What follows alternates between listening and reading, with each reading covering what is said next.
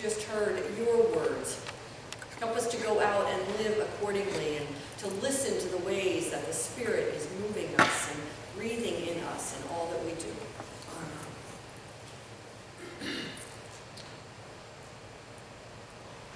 Grace shows itself in so many different ways. In moments of forgiveness between people, in grudges that evaporate, in second chances, in new beginnings.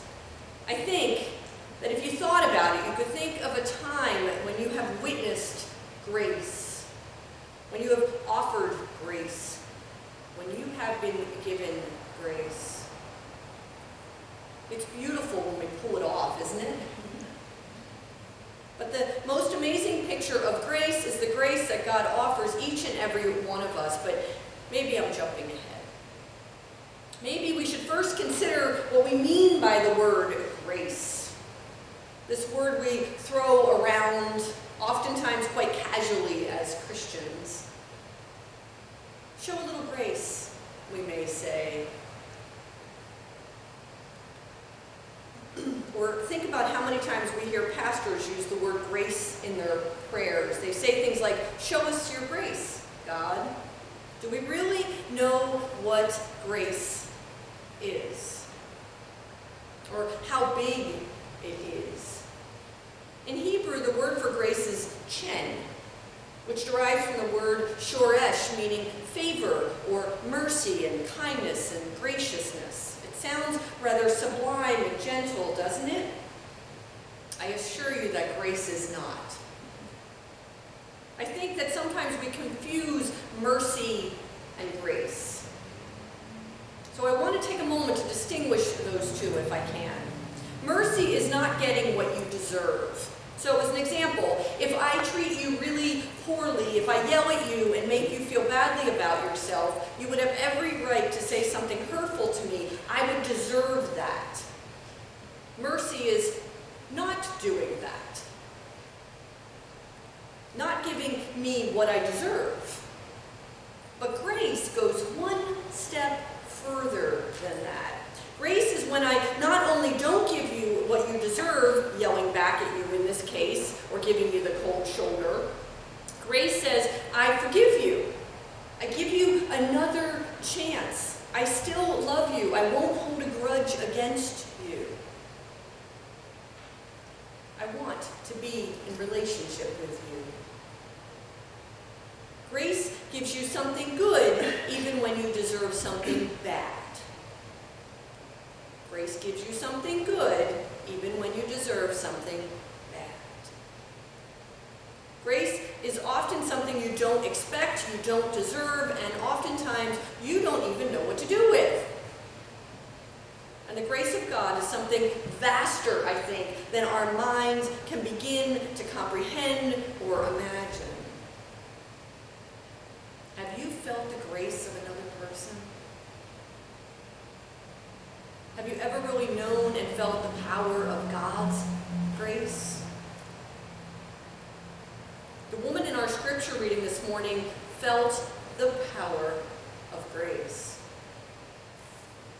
She experienced God's grace firsthand as she stood at the well that day. We actually know very little about this woman's personal life. We know a few facts, obviously. She's a woman. She's a Samaritan. She's getting water at the worst possible time of the day, a time when the only people who come to the well are those avoiding seeing other people in the community, whether because they're antisocial or because they have been ostracized or because they are looked down upon. And whether because of death or divorce, or desertion, or some other reason, she's been married 5 times. That's what we know. We don't know much more than that. And one of the things I want to avoid doing today is assuming things about her that we do not know. It seems to me that throughout the years, this woman has had many things attached to her, things we don't read in the text. Things like what line of work she's in, and why she's been married 5 times, and why she's avoiding seeing others in her community. Today I want to avoid committing that same mistake, because as I said, we just don't know those answers. And quite frankly, the details aren't important, I think, in this story today. Because the story isn't about the woman and the details of her life, it's about the grace that Jesus offers her, is it not? It's about the grace we deeply desire in our own lives. It's about the grace Jesus shows when he speaks up to someone of the wrong gender, the wrong social class, the wrong history, and the wrong marital status. The grace is in the seeing. Seeing a woman who is so much more than her bio. Seeing her. The grace is in the way that Jesus sees this woman and so much more than what the others see in her. A few years ago, when I was a pastor in upstate New York, I visited a prison for the first time. The prison sat right next to the airport. I never even knew it was there, quite frankly. I went with 2 other chaplains to visit the detainees who had been held there for about 3 months, people who had crossed the border. I had absolutely no idea what to expect, and if I can be frank with you, I was nervous. But I felt compelled to go. To spend time with these men and women who were waiting to see what their future held. When they would see their family again, to know if they would be forced back to their struggling and often dangerous countries. When you arrive at the prison, you surrender everything. You surrender your driver's license, your cell phone, your wallet, anything you have on your person, you hand over. And if you've not been to a prison, it's rather daunting to listen to the clanging of the gates closing behind you with each time you move into the next section. After a brief introduction, we were escorted to a section of the prison that houses the female detainees. The young women were standing in the narrow hallway between the cells, and they were looking at us so expectantly. The rabbi who was escorting us told us to walk through the hall and greet them. Now let me begin by saying I remember about 10 words of Spanish from high school. So my ability to verbally communicate is about as limited as it gets. So all I could do was say hello and briefly hold their hand and make eye contact with them. Luckily, the pastor I was with spoke a bit of Spanish, so with her translation, we talked and prayed together. I cannot describe to you the connection and the care that was in that narrow hallway. Even I, without words, could feel the connection to these women. Just looking into their eyes, just touching them, they kept touching me. As we left, walking back between the women again and saying goodbye and holding their hands in ours, it struck me that these women are a lot like the woman at the well. They're women with a story, but not necessarily a story we know or understand. They're women judged by their status, their nationality, their language, their address, and their choices. And yet we know nothing of them, really. Nothing about who they are or why they're here. We don't know who they have loved, who they have lost, who they're waiting to see. We don't know much of anything. But as I walked among these women, I realized that they deserved grace as much as anyone else, maybe even more. Sometimes when I want to judge someone, I think about this woman at the well, and I think about Jesus' response to her. He sees her.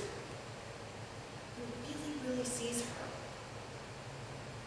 Unlike everyone else she meets in her life, Jesus sees a person, and not just any person, but a beloved person. One deserving of God's grace. And this woman, I think we can safely say, is changed by this love and this acceptance by Christ. And others are changed as well when they hear her story. We heard that when you read today. They're changed by her story. There's an incredible power in grace. But as I said earlier, grace is far from sublime and gentle. It's actually really hard work for us humans. It asks a lot of us. It asks us to put aside our human tendency to judge and pre-decide and see what we want to see. It asks us to be open-minded and forgiving. It asks us to show love when we want to show anger and resentment and stubbornness. It asks us to share the very thing that we have already received, the grace of God. And one of the most amazing things about grace is that it can be contagious if you are willing to give that same grace that you have received. You can change people's lives and actions and outlook, just like this woman did in today's story.